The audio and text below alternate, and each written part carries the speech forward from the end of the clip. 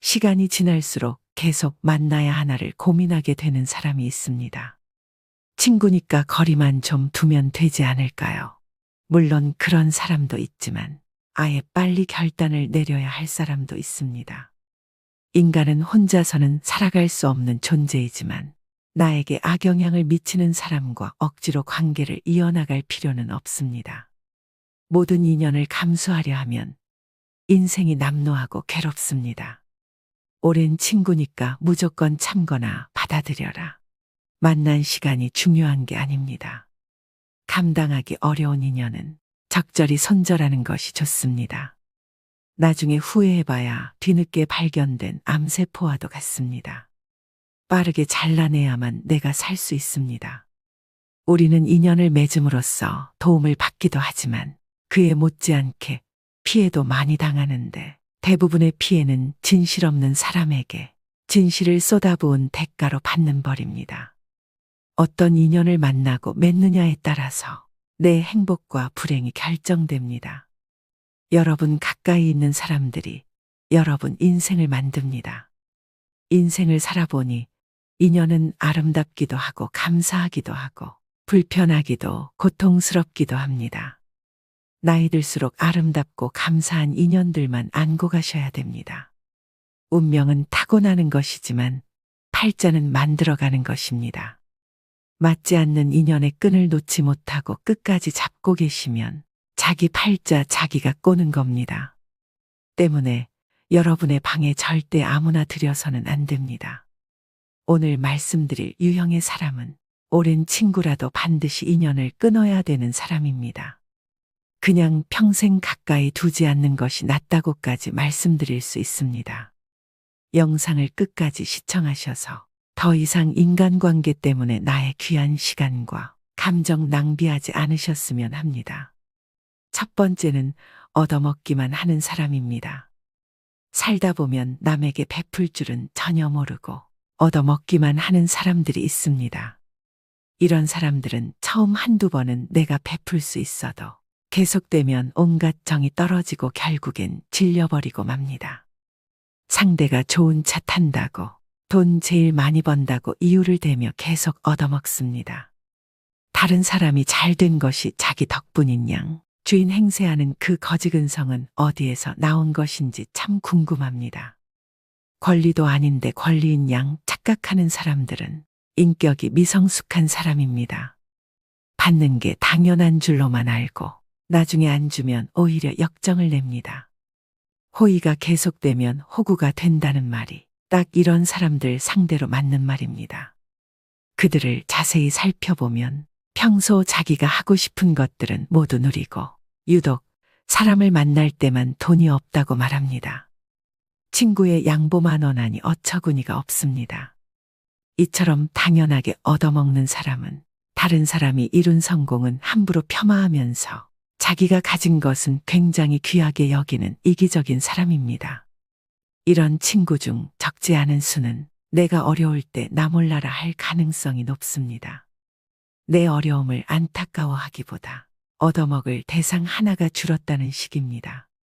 다만 내가 사면 상대도 반드시 사야 한다는 것이 아닙니다. 얻어먹기만 하려는 친구와 형편에 맞게 사려는 친구는 눈에 보입니다.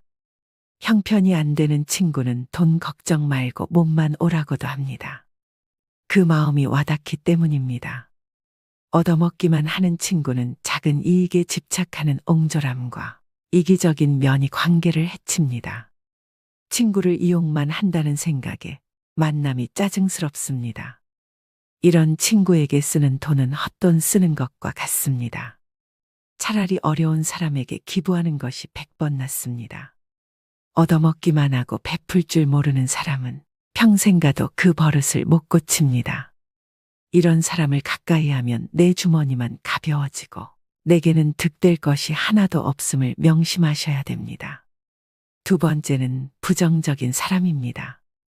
만날 때마다 우울한 얘기, 힘든 얘기, 불평불만을 쏟아내는 사람입니다.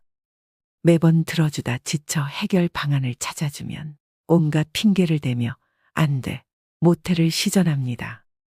새로운 가능성과 희망에 대해 얘기하는 상황에서도 이건 이래서 못한다. 그건 저래서 안 된다. 안 되는 이유들만 늘어놓습니다. 어떻게든 부정적인 흠만 후벼 파는 사람입니다. 즉, 나를 소모해서 자신을 충전시키는 에너지 뱀파이어 유형입니다. 곁에 두게 되면 제일 위험한 인물이라고도 할 수 있는데요. 부정적인 에너지는 반드시 서로 전염됩니다. 이 과정은 나도 모르게 일어나기 때문에 더더욱 알아차리기 힘듭니다. 이런 사람이 옆에 있으면 될 일도 안 됩니다. 부정적인 사람과 시간을 많이 보내게 되면 현상에 대한 객관화가 잘 안 돼서 바른 방향으로 가기가 어렵습니다. 즉, 호랑이 입에 여러분의 머리를 넣어선 안 된다는 말입니다. 이런 사람들은 주위의 에너지를 뺏고 건설적인 생각을 차단시키는 아주 위험한 존재인데요. 나의 꿈도 내 목표도 모두 차단시킬 사람입니다. 특히 내가 힘들거나 불안정한 상황일 때는 더더욱 영향을 받고 흔들리기 쉽기 때문에 1순위로 멀리해야 될 사람입니다. 말이 씨가 된다는 말 다들 들어보셨을 겁니다. 말에는 생각이 담겨져 있고 생각은 그 무엇보다 크고 강력한 존재이기에 우리는 늘 조심하고 또 조심해야 합니다. 처음엔 무심코 들었던 그 부정적 씨앗이 나중에는 자신을 집어삼킬 수도 있음을 명심하셔야 됩니다. 사람을 곁에 두는 것은 정말 신중히 해야 하는 일인데 부정적인 사람을 곁에 둔다는 것은 내가 하는 모든 일이 잘 안 풀리고 나쁜 상황만을 맞이하고 싶다는 이야기와도 같습니다. 오히려 만나는 모든 사람을 존중하고 배우려는 긍정적인 태도를 가지고 있는 사람과 가까이 해야 됩니다.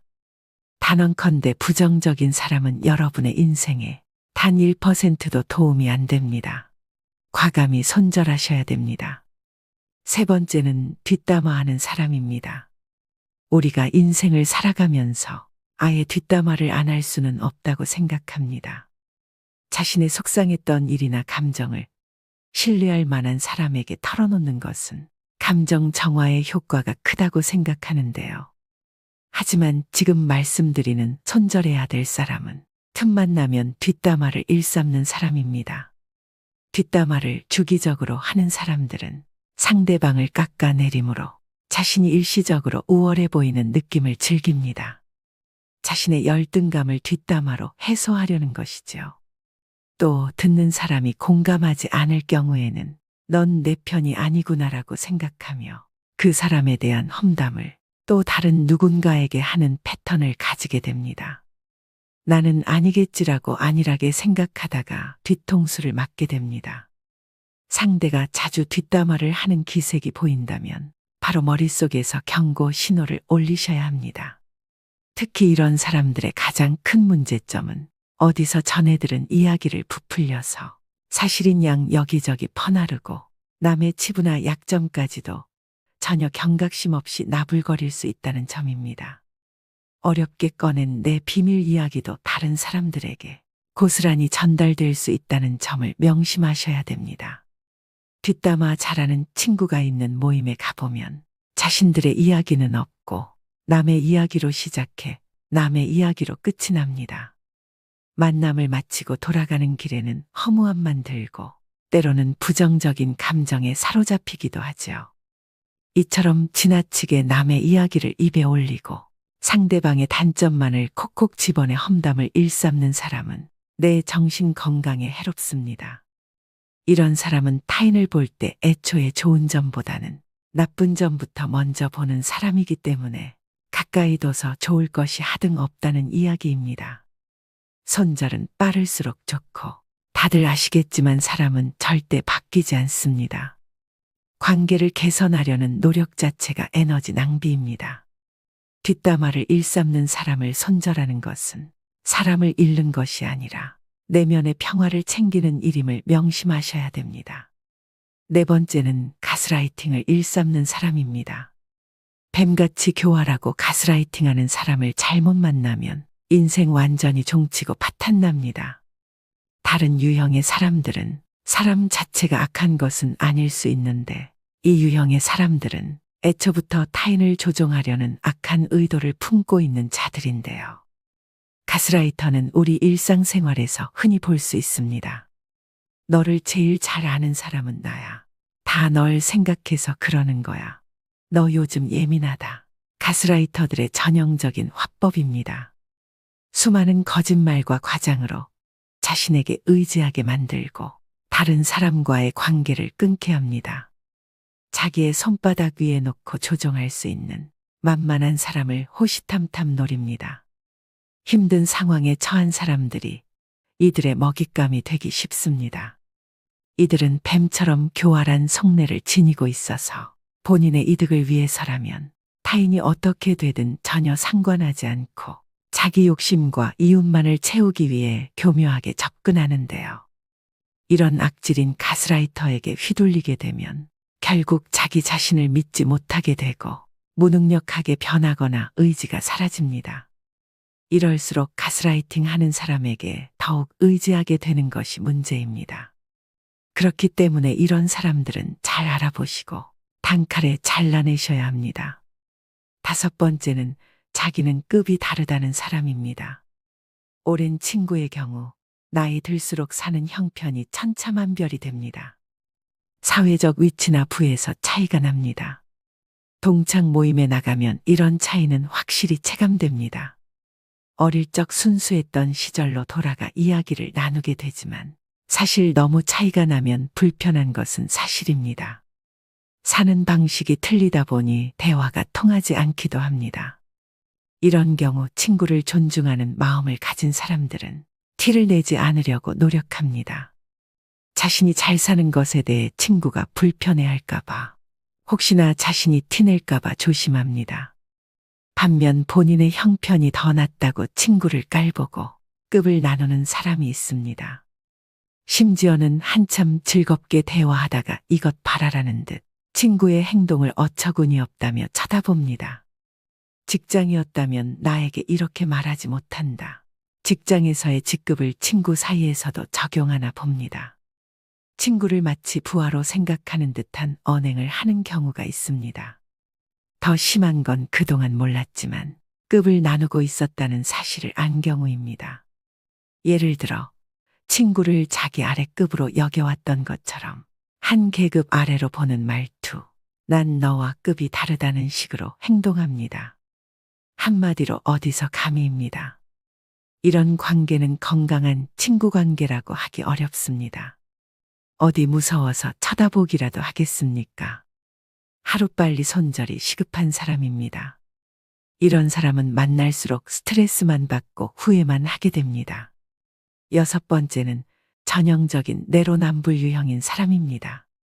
같은 상황 속에서도 나는 되고 너는 안 된다고 하는 사람들이 있습니다. 이런 사람 특징은 자기 자신에게는 한없이 관대하고 남에게는 옹졸해서 엄격한 잣대를 들이밀죠. 진정 성숙하고 그릇이 넓은 사람이라면 이와는 반대로 적용합니다. 자기 자신은 엄격하게 돌아보고 다른 사람은 너그럽게 용서할 줄 알아야 합니다.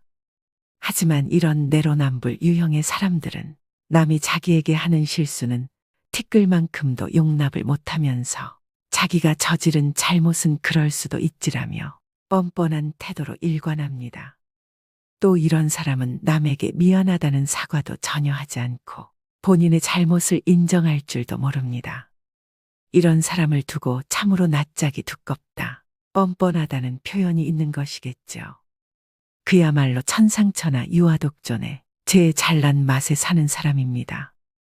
애초에 자기를 향한 기준이 너무 관대하고 자기 객관화가 안 되는 사람이기 때문인데요. 이런 사람과 대화를 하다 보면 우라통이 치밀거나 속에 천불이 납니다. 이 사람과 똑같은 사람이 되기 싫어 꾹꾹 참으며 배려심 있게 행동하지만 결국 같은 상황이 되풀이되는 악순환입니다. 이런 사람과 엮이면 매우 피곤하고 아무리 말을 하고 설득을 해도 씨알도 먹히지 않기 때문에 그냥 차라리 조용히 손절을 하고 멀어지는 것이 내 심신안정에 이로운 길입니다. 마지막 7번째는 시간이 아깝게 느껴지는 사람입니다. 의미 있는 만남인지 아는 방법은 무엇일까요? 누군가와 헤어져 집으로 갈 때 발걸음이 가볍고 기분이 좋다면 의미 있는 만남이라고 말합니다. 반대로 울적하고 함께 보낸 시간이 아깝게 느껴진다면 잘못된 만남으로, 이런 만남은 인생을 소모하고 있다는 찝찝함을 남기기 때문에 되도록 피하는 게 좋다고 당부드립니다.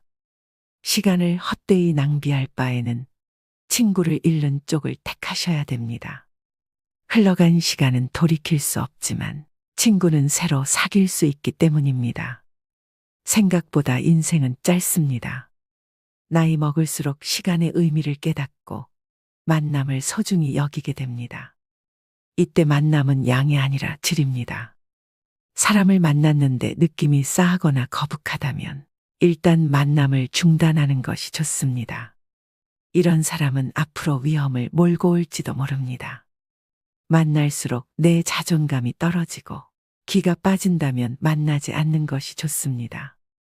느낌은 찜찜한데 억지로 만나고 나면 역시나 기분이 좋지 않은 경우가 많지요. 책 적정한 삶의 저자인 김경일 심리학과 교수가 한 강연에서 제안한 전화번호를 차단하는 방법도 효과적이라고 생각합니다. 찜찜한 사람에게 전화가 오면 조마조마할 때가 있습니다. 전화를 받으면 자기도 모르게 약속을 잡고 약속일이 다가올 때까지 스트레스를 받습니다. 아예 번호를 뜨지 않게 하면 이런 고통에서 벗어날 수 있습니다. 우연히 만나게라도 되면 전화기를 바꾸다가 연락처를 모두 날려버렸다고 하면 됩니다.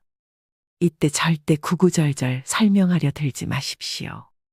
내 마음도 부담스럽고 상대방에게도 들키게 됩니다. 가볍고 간단하게 말하면 됩니다. 죄 지은 사람처럼 행동하고 길게 설명하는 태도는 재발절인 행동입니다. 이런 사람과 애써 만남을 유지하면서 내 소중한 수명을 깎아먹지 마시기 바랍니다. 오늘의 영상 어떠셨나요? 말씀드린 손절해야 되는 사람 유형 7가지는 친구를 떠나서 모든 인간관계에서 통용됩니다. 어릴 때는 인간관계를 정리하고 손절을 하면 세상 큰일이 나는 줄 알았습니다. 그런데 나이가 들수록 내 곁에 나와 잘 맞고 대화가 잘 되는 사람이 있다는 게 감사하다는 생각이 듭니다. 안 맞는 사람들은 하루라도 빨리 끊어내는 것이 내 인생을 윤택하게 만드는 길임을 깨닫습니다.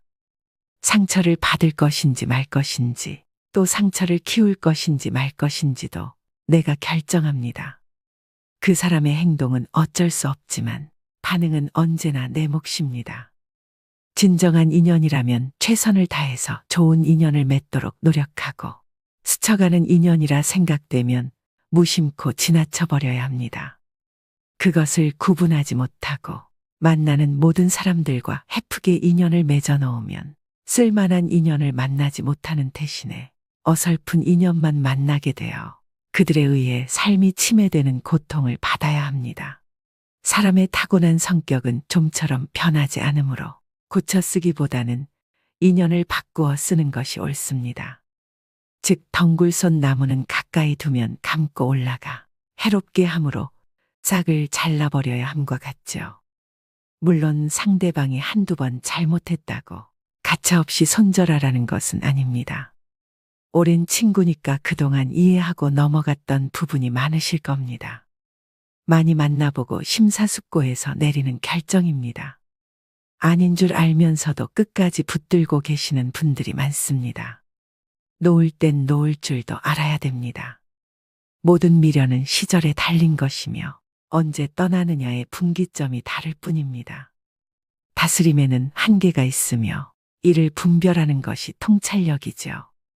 오늘의 영상이 인간관계에 있어 통찰력을 기르는 시간이 되셨길 바랍니다. 황금빛으로 무르익어가는 여러분의 지혜로운 인생을 언제나 응원합니다.